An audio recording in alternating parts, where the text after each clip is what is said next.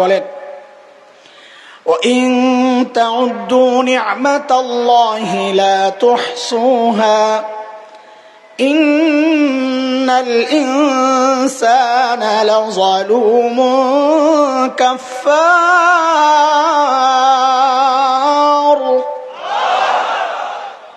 এই আয়াতে আল্লাহ বলেছেন যে এত এত নিয়ামত দিছি, যদি গড় শেষ করতে পারবে না। একটু বুঝে শুনে বলেন, সব নিয়ামতগুলোর মান, মর্যাদা, মূল্য এক না বড় ছোট আছে?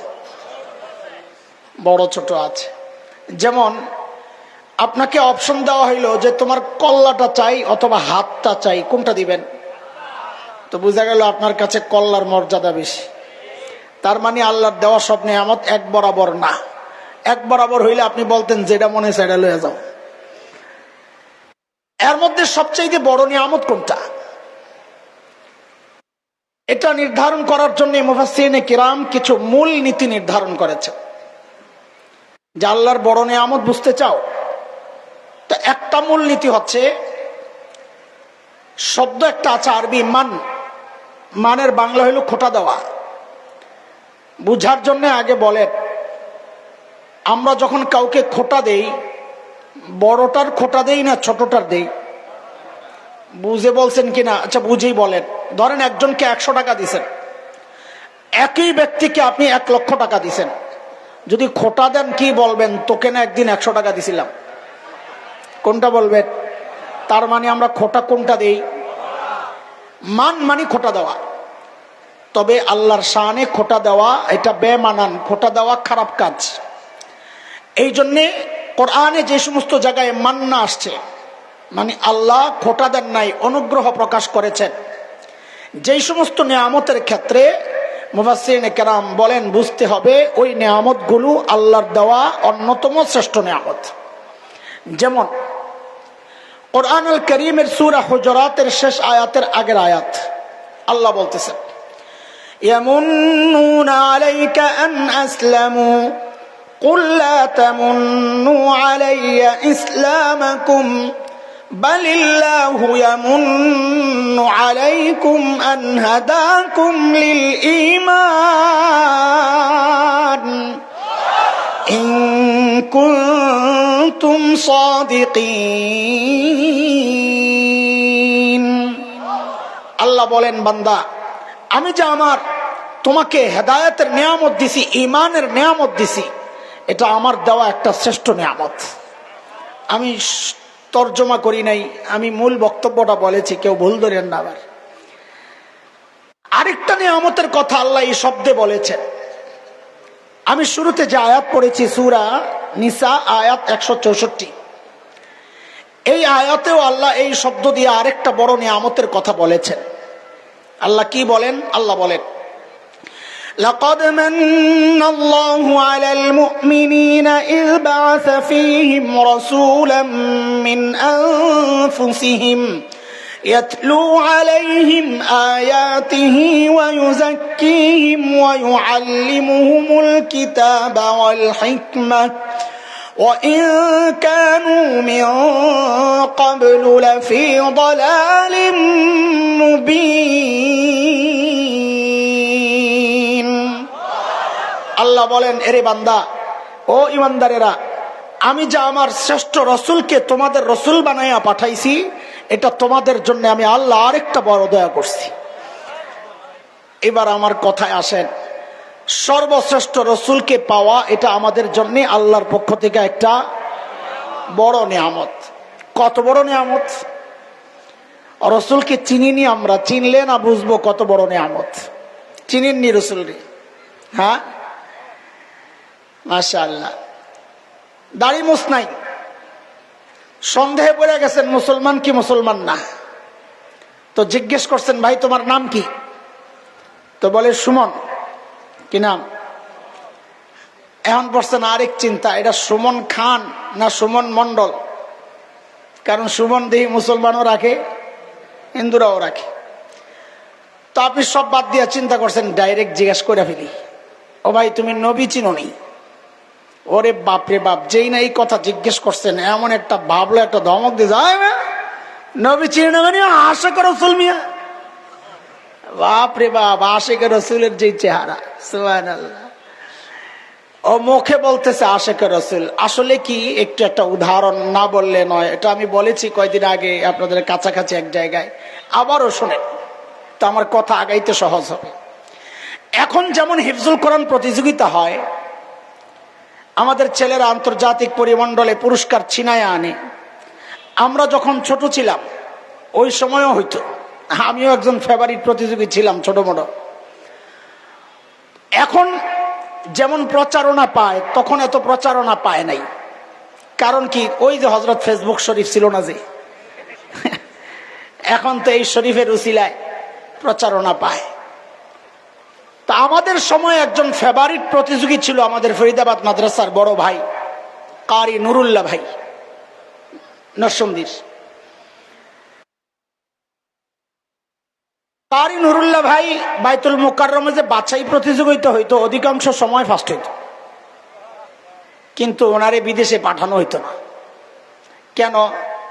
ওনার একটু শারীরিক সমস্যা ছিল, উনি একটু কাঁপতেন।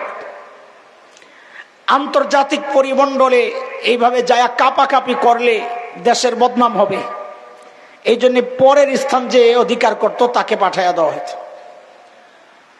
একবার নাকি নুরুল্লাহ ভাই গেছেন বাছাই প্রতিযোগিতায় অংশগ্রহণ করার জন্য। খতিব ওবায়দুল হক রহমতুল্লাহ আলাই ছিলেন তখন বিচারক প্যানেলে, বাইতুল মুকাররমের খতিব হিসাবে পদাধিকার বলে। তো খতিব ওবায়দুল হক রহমতুল্লাহ আলাই নুরুল্লাহ ভাইরে দেখে নাকি জিজ্ঞেস করছেন, নুরুল্লাহ আগের মতো কাঁপনি, আমার দিকে দেখা লাগবে এই জবাব বুঝার জন্যে। তো নুরুল্লাহ ভাই নাকি জবাব দিছেন, হুজুর আগের মতো কাঁপি না। আগের মতো দেখছেন, দেখছেন আমার হাত দেখতেছেন, মুখ দেখতেছেন, আগের মতো। মুখে বলতেছে আগের মতো, হাত কি বলতেছে, হাত কি করতেছে, মুখে বলতেছে। মানে মুখ বলে একটা, হাত বলে আজকালকার আশেকে রসুল হয়ে গেছে এমন। ও মুখে বলে আশেকে রসুল, ওর চুল দেখলে মনে হয় ওই আশেকে শয়তান। ও মুখে বলে আশেকে রসুল, ওর দাড়ি ছাড়া চেহারা দেখলে মনে হয় আশেকে শয়তান। ও যদি আশেকে রসুল হইতো, ও নবীর সুন্নত ধারণ করতো, লালন করতো।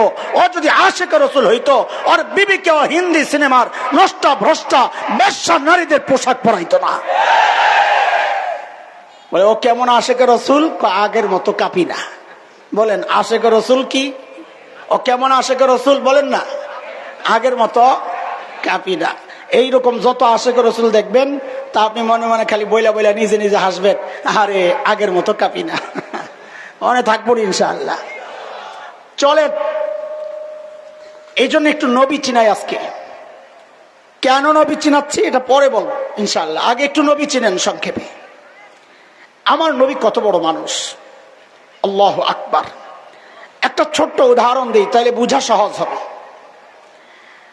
আমাদের ঢাকায় এক আল্লাহর বান্দা, অরেল সম্পদের মালিক। অরেল তো বুঝেন, হিসাব নাই। বলেন তো নরম না গরম টাকা? টাকার গরম আছে না নাই? ওই বেটা তো খুব গরম। ঘটনাক্রমে তার মেয়ে একটা, সন্তান একটাই। এমনি মেয়েরা বাবার সাথে একটু বেশি আহ্লাদি হয়। আবার মেয়ে হইল একটা, আবার ধনী বাবা, গরমের যত উপলক্ষ আছে সবাই জোড়া লাগছে এক জায়গায়। ঘটনাক্রমে মেয়েটা খুব সুন্দরী। এখন বলেন বাবার অবস্থা কি? আমি এই বাবার নাম দিছি 440 বাবা। 440 লাইন আছে না? ওই 440 লাইন দেখা যায় না, ধরা যায় না, ছোঁয়া যায় না, কাছে যাওয়া যায় না, সেট করে ওঠে।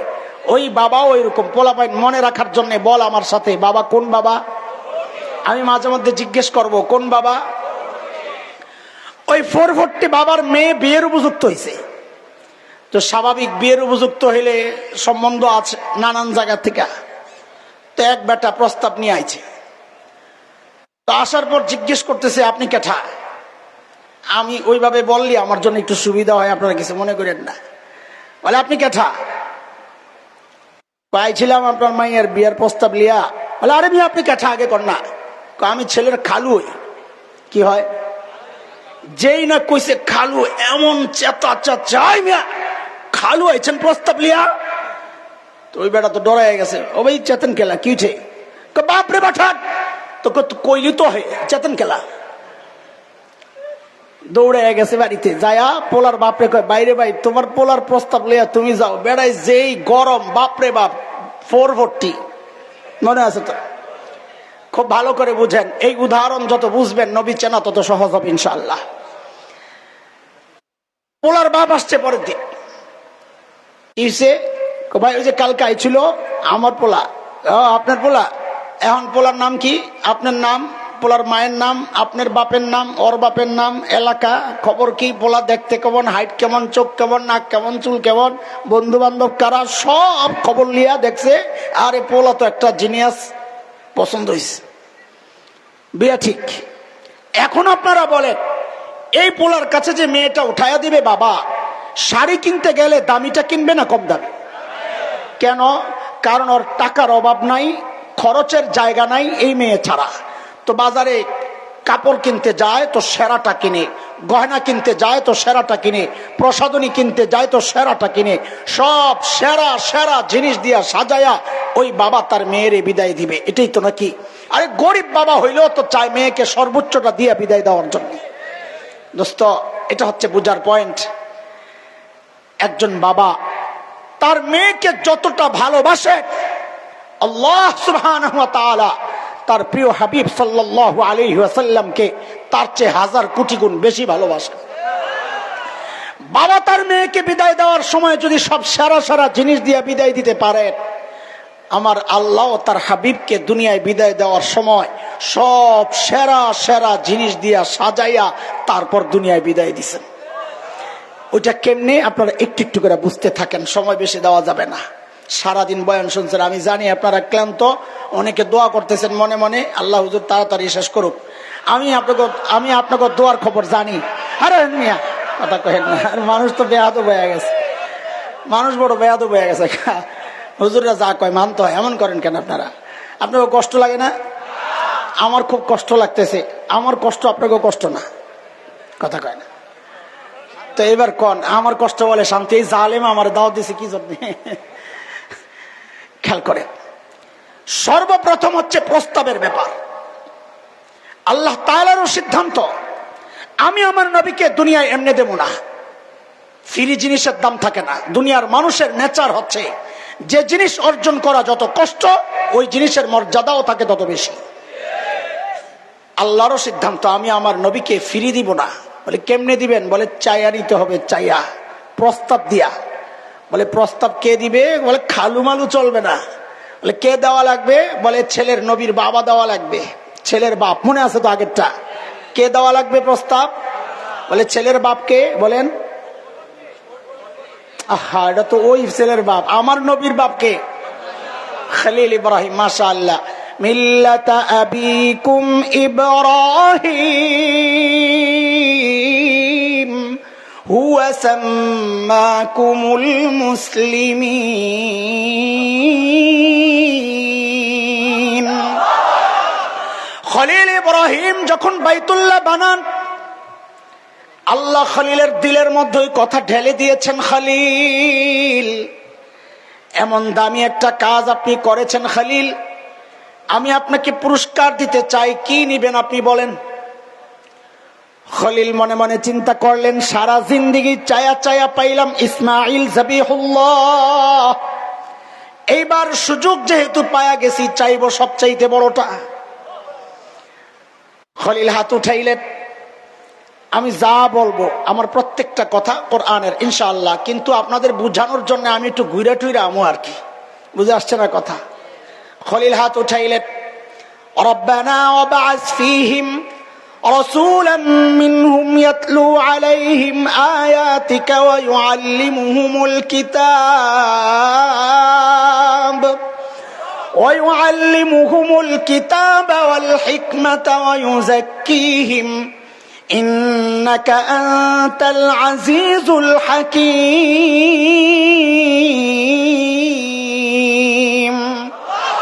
আল্লাহ বাইতুল্লাহ তো বানালাম বাইতুল্লাহ আবাদ করার জন্য একজন শ্রেষ্ঠ রাসূল চাই দোয়া করছেন প্রস্তাব পাঠাইছেন খলিলুল্লাহ আমি যা বলি হুবহু তা বলেন বলেন প্রস্তাব পাঠাইছেন কে প্রস্তাব পাঠাইছেন কে?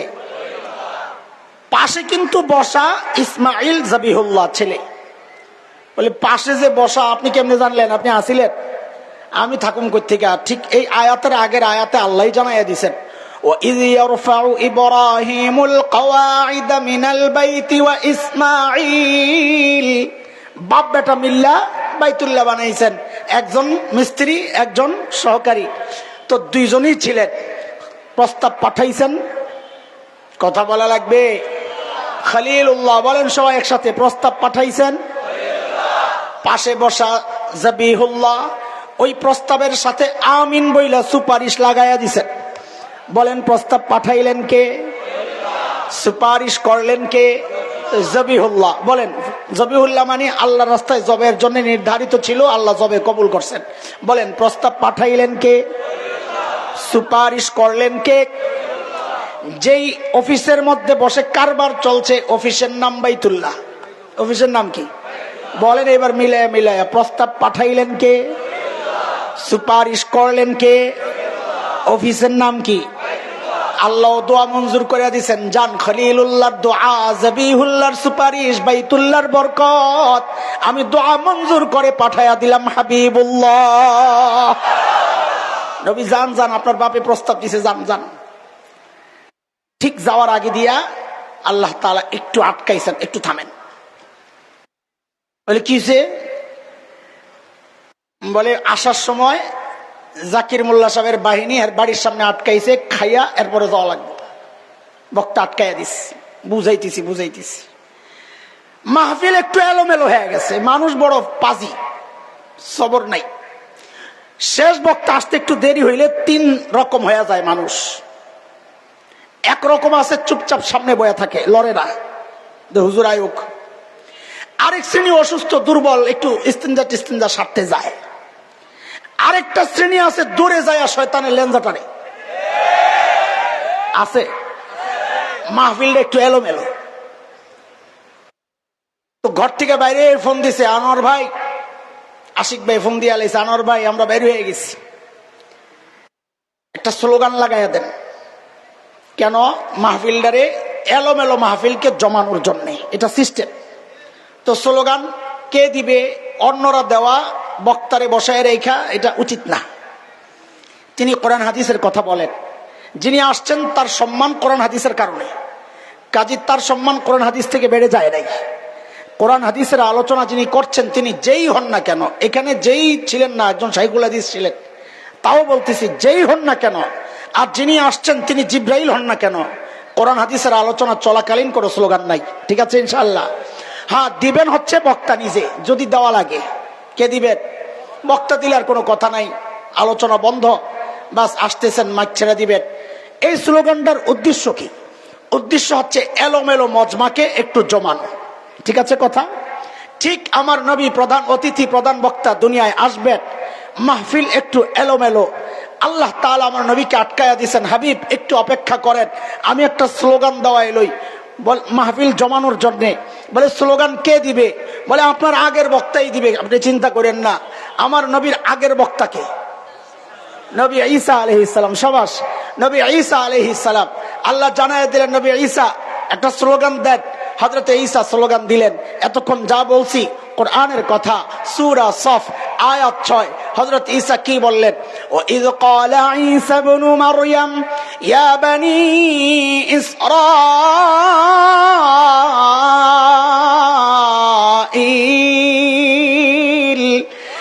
ইন্নী রাসূলুল্লাহি ইলাইকুম মুসাদ্দিকান লিমা বাইনা ইয়াদাইয়া মিনাত তাওরাহ ومبشرا برسول يأتي من بعد اسمه أحمد। হযরত ঈসার স্লোগানের মূল বক্তব্য দুইটা। বলেন কয়টা? মুখস্থ রাখা যাবে তো? কথা মনোযোগ হারায়েন না, আমি লাইনের কথা বলতেছি। একটা হারায়া যাবে আপনারা বুঝা কঠিন হয়ে যাবে। চেইন কথা, একটার সাথে আরেকটা লাগা, এলোমেলো কথা না। আমি একটু রস টস দিয়ে বলতেছি আপনাদের মনোযোগটা ধরে রাখার জন্য, কিন্তু কথা সব লাইনের কথা। খেয়াল করেন হযরত ঈসার বক্তব্যের মূল কথা কয়টা?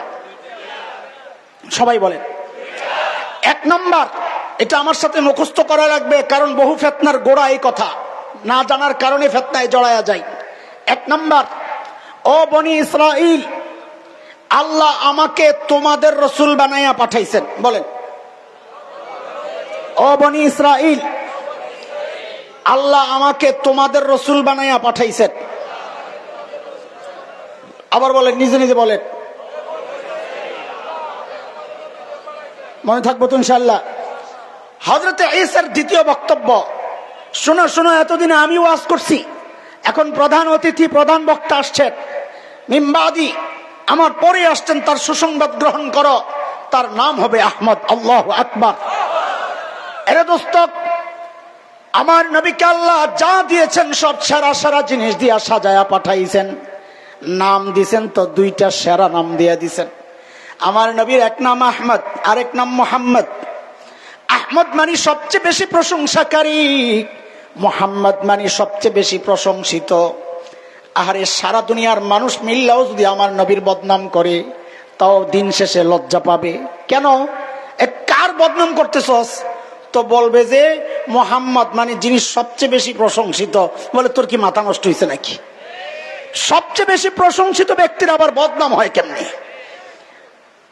ওই যে ফ্রান্সের একটা পান্ডা আছে না, এমানুয়েল ম্যাক্রো, ওরে নিয়ে একদিন একটা আরবি প্রবন্ধ লিখতেছিলাম, আরবি একটা ইয়াতে পাঠানোর জন্য। তো ওই তার নামটা লিখতে যাই, আমি নিজে নিজে তাকায় তাকায় হাসতেছি যে দেখো আল্লাহ কি নাম বরাদ্দ দিস। আমি তো লিখছি ম্যাক্রো, কিন্তু আরবি উচ্চারণ করার সময় দেখি হয়ে গেছে মাকরু। কি হয়েছে? কি হয়ে গেছে? তোদের কপালে এগুলাই আসবে। এই লম্পট, ফাজিল, ফালতু, অসভ্য বর্বর ইসরায়েলরা যখন আমার ভাইদের রক্ত চুষছিল, রক্তাক্ত করছিল, যেই সমস্ত কুলাঙ্গাররা সর্বপ্রথম ইসরায়েলের পক্ষে দাঁড়াইছে হামাসের বিপক্ষে, হামাসদেরকে প্রতিরোধ যোদ্ধাদেরকে সন্ত্রাসী বলেছে, তাদের মধ্যে এই ম্যাক্রো একটা শয়তান, ইউক্রেনের প্রেসিডেন্ট এক শয়তান, আমেরিকা গডফাদার তো আছেই। এই জন্য আমি বলি, আজকেও আমার মসজিদের জুমায় বলেছি, শুধু ইসরায়েলের বিরুদ্ধে কথা বললে হবে না, ওরা তো অনেক দূরে, বলতে সহজ, তোমার আশেপাশেও ইসরায়েল আছে, ভবিষ্যতে তোমাকেও ফিলিস্তিনি বানাইতে পারে, বাংলাদেশও ওই ফিলিস্তিনের মতো ওই রকম উন্মুক্ত কি বলে উন্মুক্ত কারাগার হতে পারে। হ্যাঁ, এটা সম্ভব, এটা সম্ভাবনা প্রবল আমরা দেখছি। এই জন্য বলি যে শুধু ইসরায়েলের বিরোধিতা নয়, ইসরায়েলের পক্ষে যারা আছে, যারা আমার পাশের দেশ থেকে বলেছে, ওই নরদম মতি, আমি বলি নরেন্দ্র মোদী নয়, নরদম মতি, সে বলেছে ভারতের জনগণ ইসরায়েলিদের পক্ষে আছে, পক্ষে তো থাকবেই, শয়তান শয়তানের পক্ষে থাকবেই। মুসলমান আওয়াজ উঠাইতে হবে, আওয়াজ উঠাইতে হবে, শুধু ইসরায়েল নয়, ওদের দোসরদেরকে প্রতিরোধ করতে হবে, প্রতিরোধ করতে হবে। ইসলামের শত্রুরা, ইসরায়েলের দালালেরা, নারে তাকবীর, নারে তাকবীর। হৃদয়ে সাহস রাখবেন, ভয় পাবেন না। মুসলমান ভয় করার জাতি না, যাদের আল্লাহ আছে তাদের ভয় নাই। এটা ইতিহাস। নমরুদের মালিক ছিল না, খলিলের মালিক ছিল, নমরুদ পরাজিত হয়েছে। ফেরাউনের মালিক ছিল না, মুসা আলাইহিস সালামের মালিক ছিল, ফেরাউন পরাজিত হয়েছে। উতবা, সাইবা, আবু জাহেল, আবু লাহাবদের মালিক ছিল না, ওরা পরাজিত হয়েছে। বিলাল হাবশির মালিক ছিল, জিতে গেছেন। আমেরিকার মালিক নাই, তালেবানদের মালিক আছে। আমেরিকা কুত্তার মতো পালাতে বাধ্য হয়েছে। আমাদের মালিক আছে, আমাদের পরাজয় নয়। হিম্মত রাখো, গোটা দুনিয়ায় কালিমার পতাকা খুব শিগগির পথ পথ করে উঠবে, পথ পথ করে উঠবে ইনশাআল্লাহ।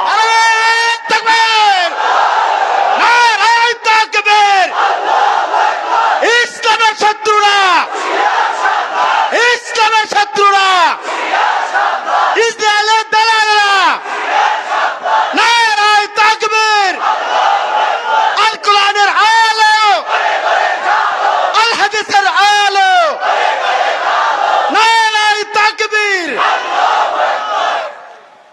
মুহতারাম হাজরিন, কেন ভয় পাবেন না? ফাঁকে দিয়ে এই কথাটা একটু বইলা নেই, যেহেতু ঢুকে গেছি। ঢোকা যেহেতু হয়ে গেছে, একটু পরিষ্কার করে বাইর হই। এটা কোরআনের কথা, আপনাদের দিল হিম্মত বাড়ানোর জন্য বলছি। এটাকে অনেকে মনে করে আমাদের অতি বাড়াবাড়ি, যে আমেরিকার মতো এইরকম পরাশক্তিরও আপনারা হারাইয়া দিবেন। ওরা বিদ্রুপের হাসি হাসে, আরে ইমানদার দাবি করে সেও হাসে। ইসরায়েলের মতো এমন পরাশক্তির বিরুদ্ধে হামাস জয়ী হবে, এটাও আমাদের বিশ্বাস করতে হবে। অনেকে হাসে, আমি বলি তোমরা হাসতে থাকো, আমরা হাসি না, আমরা মেঘের আড়ালে সূর্যের হাসি দেখতে পাই। কথা বলেন, এটা আমার কথা না দোস্ত। আপনি কোরআন খোলেন, সূরা বনী ইসরাইল পড়েন, 4-5 নম্বর আয়াত, 104 নম্বর আয়াত আপনি পড়েন, দেখেন আল্লাহ কি বলেছেন। আল্লাহ বলছেন, وقضينا إلى بني إسرائيل في الكتاب لتفسدن في الأرض مرتين ولتعلن علوا كبيرا فإذا جاء وعد أولاهما بعثنا عليكم عبادا لنا أولي بأس شديد فجاسوا خلال الديار وكان وعدا مفعولا। কোন সূরা বললাম? সূরা বনী ইসরাইল আয়াত 4-5। এইভাবে বলার কারণ হচ্ছে, আপনি আজকে যাই তাফসীর খুলে দেখেন আর মনে মনে হিম্মত বাড়াইতে থাকেন, এই নিয়ে আল্লাহর ওয়াদা, তাইলে তো চিন্তার কোনো কারণ নাই। আল্লাহ কি বলতেছেন শুনেন। আল্লাহ বলেন, ওয়াকাদাইনা ইলা বানি ইসরাইল ফিল কিতাব। বনী ইসরাইলীদেরকে আমি জানাই দিয়েছি, আমার ফয়সালা ওদের কিতাবে আছে। কি সেটা? লাতুফসিদুন্না ফিল আরদি মাররাতাইন ওয়ালা তা'লুন্না উলুওয়ান কাবীরা। বনী ইসরাইল বিশ্বব্যাপী 2 বার মহা বিপর্যয়ের সৃষ্টি করবে। সন্ত্রাস এবং জুলুম নির্যাতনের স্টিম রুলার চালাবে, গোটা দুনিয়ার নিয়ন্ত্রণ তাদের হাতে থাকবে। এটা আল্লাহর কথা। কয়বার বলেন, কয়বার? এর আগেও বনী ইসরাইলের কাছে ক্ষমতা ছিল বহুবার, কিন্তু সেটা বিশ্বব্যাপী ছিল না।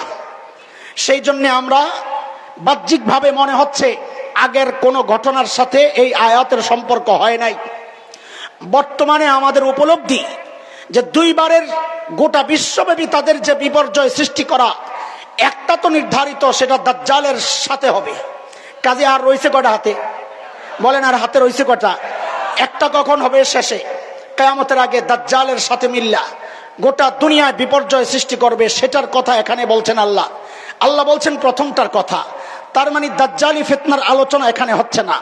এর আগে আরেকটা বিপর্যয় ইহুদিরা গোটা বিশ্বব্যাপী সৃষ্টি করবে। আপনারা দেখেন, আজকে আপনি যদি মিলান গোটা বিশ্বব্যাপী ইহুদিরা সব জায়গায় ওদের কর্তৃত্ব। আপনারা জানেন, যারা অর্থনীতির সাথে, বিশ্ব অর্থনীতির সাথে যাদের সম্পর্ক আছে, ইহুদি পরিবার, রথচাইল্ডের পরিবার, ওই 13 পরিবার। কিছুদিন আগে ইন্ডিয়ান টাইমসের মধ্যে রিপোর্ট আসছিল, গোটা দুনিয়ার প্রায় সবটুকু অর্থনীতি ওই রথচাইল্ডের 13 পরিবার তাদের কাছে কক্ষিগত। আজকে IMF বলেন, বিশ্ব ব্যাংক বলেন, সব তাদের নেতৃত্ব চলে, কর্তৃত্ব চলে। আজকে জাতিসংঘ নামক কুত্তাদের সেই সম্মেলনের কেন্দ্রকে আপনি বলেন, সেটাও সেই ইহুদিদের নেতৃত্বে, কর্তৃত্বে চলে। আজকে আমেরিকাও নাচে। অনেকে মনে করে ইসরায়েলকে নাচায় আমেরিকা, এটা উল্টা। আমেরিকাকে নাচায় ইসরায়েল। আজকে গোটা দুনিয়াকে ওরা নাড়াচ্ছে। অর্থনীতি বলেন, রাষ্ট্রনীতি বলেন, অস্ত্র বলেন, প্রযুক্তি বলেন, সব জায়গায় সারা দুনিয়ায়, ফেসবুক বলেন, ইউটিউব বলেন, সব জায়গায় ওদের কর্তৃত্ব। সারা দুনিয়া ওদের কর্তৃত্ব ওরা প্রতিষ্ঠা করেছে। জুলুম নির্যাতন সব জায়গায়। এমনকি আপনারা শুনলে অবাক হবেন, আমরা যে প্রায় 350 বছর গোলামির জিঞ্জির পড়েছিলাম, বাহ্যিকভাবে আমরা দেখেছি ইংরেজরা আমাদের উপর জুলুম, শোষণ, নির্যাতন করেছে। কিন্তু যে ইস্ট ইন্ডিয়া কোম্পানির হয়ে তারা এই উপমহাদেশে ঢুকেছিল, সেই ইস্ট ইন্ডিয়া কোম্পানির মালিক তো সেই রথচাইল্ডের পরিবারই ছিল। আজকে আপনারা জানেন, ইতিহাস পড়েন, খেলাফত ব্যবস্থা তুর্কিদের খেলাফত ব্যবস্থা, সর্বশেষ খেলাফত ব্যবস্থা খলিফা আব্দুল হামিদ দ্বিতীয়র পদত্যাগের মাধ্যমে যে খেলাফত ব্যবস্থার চূড়ান্ত বিলুপ্তি হয়েছিল 1924 সনে, সেটা ওই রথচাইল্ডদের পরিবারের অর্থ খরচের কারণেই ব্রিটেন বাধ্য হয়েছে যে ইসরায়েল নামক একটা রাষ্ট্র আমরা তোমাদেরকে উপহার দিব। গোটা দুনিয়ায় এখন তাদের কর্তৃত্ব প্রতিষ্ঠা। আল্লাহর কথা, দুইবারের একটা আমরা মনে করছি, আমাদের অনুমান যে এটাই সময় যে গোটা দুনিয়ায় ইহুদিদের কর্তৃত্ব প্রতিষ্ঠা হয়েছে। আল্লাহ বলেন যখনই হবে, তোমরা এরপরের সিনারি কি আল্লাহ বলতেছেন, ফাইজা জাআ ওয়াদু উলাহুমা, ওই দুই বিপর্যয়ের প্রথমটা যখন আসবে, শুনে নাও শুনে নাও, আমি বাসনা আলাইকুম ইবাদাল লানা, আমি তোমাদের বিরুদ্ধে আমার স্পেশাল কিছু বান্দাকে আমি পাঠায়া দিব। জেনতেন বান্দা না, আমার স্পেশাল বান্দা। আল্লাহ যাকে স্পেশাল বলেছেন সেই স্পেশালিটি কি এটা আমাদের জানার দরকার নাই। আল্লাহ কাউকে ধ্বংস করার জন্য আল্লাহর পারমাণবিক অস্ত্র লাগে না। আবাবিলের মতো, আবাবিল নয়, দলে দলে ছোট্ট পাখি পাঠানোর মতো ওই ছোট্ট ছোট্ট পাখি দিয়েও আল্লাহ ওই সময়ের পরাশক্তি আব্রাহাকে ধ্বংস করেছিলেন। নবী মূসার ওই এক লাঠির বরকতে ফেরাউনের মতো পরাশক্তিকে ধ্বংস করেছিলেন। আল্লাহ আমাদের আশাকে বড় করে দিয়েছে। আমরা আমাদের সন্তানদের লাশ দেখলে তো আমাদের হৃদয়ে লাগে, বিধবা মায়ের আর্তনাদ দেখলে আমার কলিজায় ব্যথা লাগে, মায়ের আর্তনাদ দেখলে, সন্তান হারা মায়ের বুক চাপড়ানো দেখলে আমার কলিজা রক্তাক্ত হয়, কিন্তু আমি আশাহত হই না। কেন? আল্লাহ বলেছেন যখনই ইহুদিদের পুরা কর্তৃত্ব সারা দুনিয়ায় প্রতিষ্ঠিত হবে, বাসনা আলাইকুম, আমি এমন এক জাতি, এমন আমার খাস বান্দা পাঠাবো যারা ফাজাসু খিলালাদ দিয়ার, ও ইহুদিরা তোমাদের ঘরের রন্ধ্রে রন্ধ্রে ভেতরে সুরঙ্গ কইরা এমনে ওমনে তোমাদের ওই মিডিয়া তোমাদেরকে রক্ষা করতে পারবে না। বর্তমান দুনিয়ার সবচাইতে শক্তিশালী গোয়েন্দা সংস্থা মোসাদ ওদের ওই গোয়েন্দাগিরি রক্ষা করতে পারে নাই। হামাসের মুজাহিদরা ইহুদিদের ঘরে ঘরে ঢুইকা ওদের টুকরা টুকরা করেছে। সোনালির দিনের অপেক্ষায় গোটা ইসরায়েল তছনছ হয়ে যাবে, তছনছ হয়ে যাবে।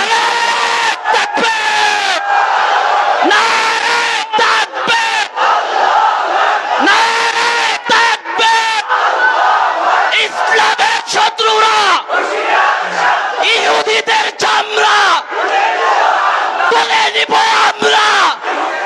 লাব্বাইক লাব্বাইক লাব্বাইক লাব্বাইক লাব্বাইক লাব্বাইক, নারায়ে তাকবীর। মুহতারাম হাজিরিন, আরেকটা কথা বলে আমি আমার মূল প্রসঙ্গে চলে যাব। সেটা হচ্ছে সারা দুনিয়া থেকে ইহুদি আইনা আইনা যে ইসরায়েলে জমা হচ্ছে, হামাসের প্রতিষ্ঠাতা অন্ধ বুজুর্গ শেখ ইয়াসিন রহমতুল্লাহ আলাইহি, তিনি এক আজীব বক্তব্য দিয়েছিলেন আরো বহু বছর আগে, আমি মনে রেখেছি, এখন দেখছি। তিনি বলেছিলেন গোটা দুনিয়ার মানুষ মনে করে যে আমাদের অঞ্চলটা এটা উন্মুক্ত কারাগার। আমি এখন দেখি যে না, আমরাই স্বাধীন, সারা দুনিয়া কারাগার। কারণ সারা দুনিয়ার মানুষ ইহুদিদের কথায় ওঠে বসে। আমরাই একমাত্র স্বাধীন যারা ইহুদিদের সাথে লড়াই করছি। আমরা কারাগারে নাই, আমরা স্বাধীন। আমাদেরকে আশাবাদী করেছে এই কথা। কেন? এটা কোরআনেরই কথা। আজকে ইসরায়েলের সারা দুনিয়া থেকে ইহুদিরা জমা হচ্ছে। কেন হচ্ছে? কেন হচ্ছে বুঝেন? এটা সূরা ইসরা আয়াত 104 আপনি খুলে দেখেন। আল্লাহ বলেছেন কিয়ামতের আগে ফাইজা জাআ ওয়াদুল আখিরা, কিয়ামতের আগে আখিরাতের কিয়ামতের আলামত যখন শুরু হয়ে যাবে, আল্লাহ বলেছেন আমি সারা দুনিয়া থেকে লফিফ শব্দ ব্যবহার করেছেন। আরবিতে লফিফ বলা হয় আদ-দাখিল মিন কওমিন ইলা কওমিন আখার, এক কওম থেকে আরেক কওমে ঢুকে যাওয়াকে আরবিতে লফিফ বলে। সারা দুনিয়া থেকে ইহুদিরা আইসা আমার ভাই আমার বোনদেরকে তার বাড়ি থেকে উচ্ছেদ করে ওই বাড়ি দখল করছে। পরদিন প্রশাসন আইসা ওই বাড়ি বুলডোজার দিয়ে উড়াইয়া ইসরায়েলিদেরকে বসত বাড়ি বানায়া দিচ্ছে। আমরা বলি আনতে থাকো, আনতে থাকো। এটা আল্লাহর ওয়াদা, এটা তাদের জুলুমের কথা না। আল্লাহর ওয়াদাই আল্লাহ বাস্তবায়ন করাচ্ছেন ওদের হাত দিয়া। সারা দুনিয়া থেকে আনতেছে। কেন আনতেছে? কারণ সারা দুনিয়ায় ঘুইরা ঘুইরা ইহুদি মারার মতো সময় আমাদের নাই, আমাদের হাতে আরো অনেক কাজ। আল্লাহ সব ইহুদিগুলারে জমা করছে। কেন? এই জন্যে না না না, না, আমার ফিলিস্তিনি ভাইরা তারা কারাগারে নাই, তারা উন্মুক্ত আছে, বরং এটা কারাগারে রূপান্তরিত হবে না, ধ্বংসস্তূপে রূপান্তরিত হবে না। আল্লাহর ওই আদা অনুযায়ী ইসরায়েলকে গোটা দুনিয়ার ইহুদিদের কবরস্থান বানানো হবে, কবরস্থান বানানো হবে ইনশাআল্লাহ। মুসলমান প্রস্তুত হও ইনশাআল্লাহ, ইনশাআল্লাহ, ইনশাআল্লাহ। ইহুদিদের দোসরদেরকে ছাড়তে হবে ইনশাআল্লাহ। বলো ইনশাআল্লাহ। কিসের মাধ্যমে? আমাদের ক্ষোভ আমরা প্রকাশ করার মাধ্যমে। তাদের যে অর্থনীতি হচ্ছে, তাদের এই সব শয়তানির এই মূলে আঘাত করতে হবে। তাদের পণ্য বয়কট করতে হবে, ইহুদিদের পণ্য বয়কট করতে হবে, ভারতীয় পণ্য বয়কট করতে হবে, ফ্রান্সের পণ্য বয়কট করতে হবে, হ্যাঁ আমেরিকার পণ্য বয়কট করতে হবে, দালাল আরব শাসকদেরকেও বয়কট করতে হবে। কথা বলেন। আমি আজীব অবাক হয়ে গেছি, মিশরের সরকার এরা গর্বের সাথে বলতেছে 3 দিন আগে আমরা মোসাদকে সতর্ক করেছিলাম, হামাস কি জানি পরিকল্পনা করছে, তোমরা সতর্ক হও। আমি বলি নির্লজ্জ বেহায়া, শরমও করে না, ইহুদিদেরকে সহযোগিতা করো আবার প্রকাশ্যে বলো, শরম থাকবে কোত্থেকে? মুনাফিকের আবার শরম কিসের? মুনাফিক ইহুদিরে সহযোগিতা করবে, এখানে শরমের কিছু নাই। মুসলমান রুখে দাঁড়াতে হবে, আমাদেরকেই ইমান যার কাছে যা আছে তাই নিয়ে আগাইতে হবে ইনশাআল্লাহ, ইনশাআল্লাহ। গোটা দুনিয়ায় কালিমার পতাকা, এমনকি আমরা স্বপ্ন দেখি দিল্লির লাল কেল্লায় আবারও কালিমার পতাকা পথ পথ করে উঠবে ইনশাআল্লাহ, পথ পথ করবে ইনশাআল্লাহ। শেষ একটা ওয়াদা নেই, যদি ডাক আসে জিহাদের, নিজের জীবনটা দেওয়ার জন্য কে কে প্রস্তুত আছো? আল্লাহকে সাক্ষী বানাও, আল্লাহ কবুল করেন।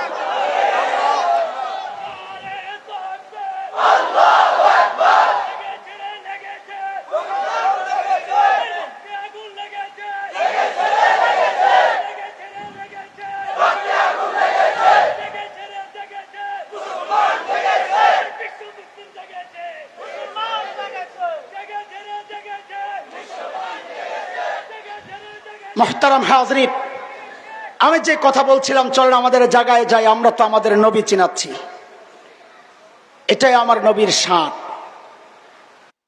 সর্বোচ্চ সুন্দর আচরণ আমার নবী দেখাইছেন ইহুদিদের সাথে। যেই তারা বিদ্রোহ করেছে, বনু কুরাইজা, যুদ্ধ করার মতো ক্ষমতা যারা রাখছে সবরিরে মাইরা বাকিগুলারে তাড়াইয়া দিছেন নবী। বনু নাজির তাড়াইয়া দিছেন নবী আলাইহিস সালাম। এমন আরো যারা ছিল সবাইকে মদিনা থেকে তাড়াইয়া দিছেন। সবগুলো এখন এক জায়গায় জমা হচ্ছে কেন? আল্লাহর দেওয়া ওয়াদা পুরা করার জন্য। আল্লাহ এক উসিলায় পুরা করছেন, আমরা সেই সোনালী দিনের অপেক্ষায়। সেই জন্য বলি, রক্তাক্ত নিথর দেহ সন্তানকে কোলে নিয়ে বাবা যখন চিৎকার করে, একজন বাবা হিসাবে আমারও কলিজায় আগুন লাগে। মায়ের বিধবা বোনের আর্তনাদ দেখলে আমারও কষ্ট লাগে। হ্যাঁ, সন্তান হারা মায়ের চিৎকার চেঁচামেচি দেখলে আমারও দুঃখ লাগে। আমি মানুষ, মুসলমান হিসাবে না, শুধু মানবিক কারণেও তো মায়া লাগে। কিন্তু কষ্ট লাগলেও বলি, এমনি তো মায়ের খাইতেছস, মাইরা খা। বুঝেন নাই কথা? মায়ের তো এমনি খায়, আমাদের প্রত্যাশা মাইরা খা। আমরা হামাসের এই হামলা আক্রমণের পক্ষে আছি, আমরা বাংলাদেশের মুসলমান পক্ষে আছি, আমরা ফিলিস্তিনিদের পক্ষে, আমরা মুসলমানের পক্ষে, আমরা মানুষের পক্ষে, মানবতার পক্ষে। যারা এই মানবতার বিরুদ্ধে দাঁড়াবে, সে যদি মুসলমানও হয়, আমরা তার বিপক্ষে। কথা বলেন ঠিক কিনা? দোস্ত, আমি তো বলছিলাম একটা কথা, আল্লাহ তাআলা প্রিয় হাবিবকে সব সেরা সেরা জিনিস দিয়া সাজাইয়া পাঠাইছেন, মনে আসেনি কথা? এবার আমাকে জবাব দেন, কোন বাবা কি এমন আছে? ওই বাবা, কোন বাবা? 440 বাবা, সে তার মেয়েকে এমন ছেলের কাছে কি বিয়ে দিবে যেই ছেলের বাড়িঘর নাই? তাড়াতাড়ি বলেন না। দিবে? তাইলে তো উদাহরণ মিলে নাই। কেন মিলে নাই? কারণ আমরা দেখেছি আল্লাহ তাআলা আমার নবীকে দুনিয়ার সেরা সুন্দর জায়গায় পাঠান নাই। আল্লাহ তাআলা না সব সেরা জিনিস দিছেন, তো পাঠানোর সময় দুনিয়ার সবচাইতে সুন্দর জায়গা সুইজারল্যান্ড, ওখানে কেন পাঠাইলেন না? দুনিয়ার জান্নাত বলা হয় ভূস্বর্গ কাশ্মীর, ওখানে কেন পাঠাইলেন না? কই পাঠাইছেন? জাজিরাতুল আরবে। কই পাঠাইছেন বলেন না, কোথায়? শব্দ আমি এটা বলছি, এখন আপনারা বলেন, পরে চেঞ্জ করবো, আপনারাও চেঞ্জ করেন। এখন বলেন কই পাঠাইছেন? জাজিরাতুল আরবের পরিচয় কি? কোরআনে সূরা ইব্রাহিমে খলিল ইব্রাহিমের জবানে আসছে, ওয়াদিন গায়রি যি জারা, বৃক্ষলতাহীন জলশূন্য বালুকাময় জায়গা, খাবার নাই, পানি নাই, ফল নাই, ফসল নাই, গাছগাছালি নাই, মরুভূমি, পাথরের পাহাড়, এইরকম অনুর্বর অস্বাস্থ্যকর জায়গায় আল্লাহ আমার নবীকে কেন পাঠাইলেন? প্রশ্ন জাগে কি জাগে না? বলে জাগে। এই প্রশ্নের উত্তর বুঝলে বহু ফিতনার জবাব আপনার পায়ের কাছে চলে আসবে। তখন আলেমরা কোনো আন্দোলন করলে আপনার কষ্ট লাগবে না, বরং আপনি আলেমদের আগে আগে থাকবেন। আপনি আলেমদের বিরোধিতা কেন করেন? এই জন্যে আপনি নবী চিনেন না এবং এই ফিতনার গোড়াও বুঝেন না। এই জন্য আমরা আগে নবী চিনাইছি একটু, খুব সংক্ষেপে, আমার বিস্তারিত বলার সুযোগ হয় নাই, তো এই জন্য অল্পই বলেছি। এখন একটু বুঝেন আমার নবীকে আল্লাহ কই পাঠাইছেন। কথা বলে না, আরব না, বলেন জাজিরাতুল আরব, বলেন সবাই, বলেন শব্দটা বলেন, কই পাঠাইছেন সবাই বলেন? জাজিরাতুল আরব। জাজিরাতুল আরবটা কোথায়? ভৌগোলিক অবস্থানটা কি? একটু মনোযোগ লাগবে, একটু জটিল ক্রিটিক্যাল কথা, বাকি আমি সহজে বোঝানোর চেষ্টা করবো ইনশাআল্লাহ। বিশ্ব মানচিত্র খোলেন, জাজিরাতুল আরবের অবস্থানটা দেখেন, দেখবেন 3 দিক শূন্য পানি। 3 দিক শূন্য পানি কেন? কারণ 3 দিকে সাগর, পারস্য উপসাগর, ওমান উপসাগর, আরব উপসাগর, ভারত মহাসাগর, পশ্চিমে লোহিত সাগর, এই সব সাগরে বেষ্টিত 3 দিক। একদিক জমিনের সাথে লাগা, জর্ডান, ইরাক, ওই দিক দিয়া জমিনের সাথে লাগা। বলেন এইবার শূন্য কয় দিক? কথা বলেন। জমিনের সাথে জয়েন কয় দিক? একদিক। ঠিক মানব দেহের মধ্যে মানুষের যে হার্ট আছে, কলবের অবস্থানটা যেই 3 দিকে খালি ঝুলে আছে, একদিকে লাগা। ঠিক বিশ্ব মানচিত্রে জাজিরাতুল আরবকে এমনই দেখা যায়। সেজন্য ভূবিজ্ঞানীরা জাজিরাতুল আরবকে বলেন জিওগ্রাফিক হার্ট, এটা বিশ্ব মানচিত্রের হার্ট। এতক্ষণ বলেছি আমার নবীকে আল্লাহ কই পাঠাইছেন? জাজিরাতুল আরবে। এখন থেকে শব্দ আপনারা চেঞ্জ করেন আমার সাথে, বলেন আল্লাহ আমার নবীকে পাঠাইছেন হার্টে। কই পাঠাইছেন? এবার বলেন কই পাঠাইছেন? কথা মনোযোগ হারায়েন না, হারায় গেলে হারায়া যাবেন, আমার দোষ নাই, একটার সাথে আরেকটা লাগা। বলেন এইবার আমার নবীকে আল্লাহ কই পাঠাইছেন? হার্টে। প্রশ্ন, হার্টে কেন পাঠাইলেন? হার্টে কেন পাঠাইলেন? বুঝেন, আমার নবী ছিলেন একমাত্র বিশ্ব নবী। আমার সাথে শব্দটা বলেন, আমার নবী কি ছিলেন? একমাত্র বিশ্ব নবী। বলেন, ঠিক করে বলেন, আমার নবী কি ছিলেন? সবাই বলেন, আমার নবী কি ছিলেন? একমাত্র বিশ্ব নবী। শুধু বিশ্ব নবী না, বলেন কি?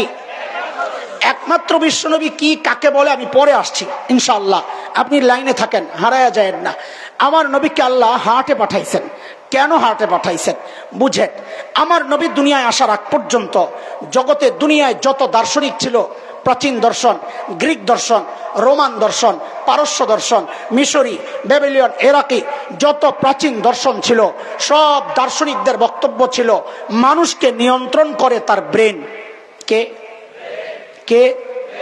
সর্বপ্রথম আমার উম্মি নবী সারা দুনিয়ার দার্শনিকদের বিরুদ্ধে দাঁড়ায়া ঘোষণা দিলেন, না, মানুষকে তার ব্রেন নিয়ন্ত্রণ করে না, মানুষকে নিয়ন্ত্রণ করে তার হার্ট, তার কলব।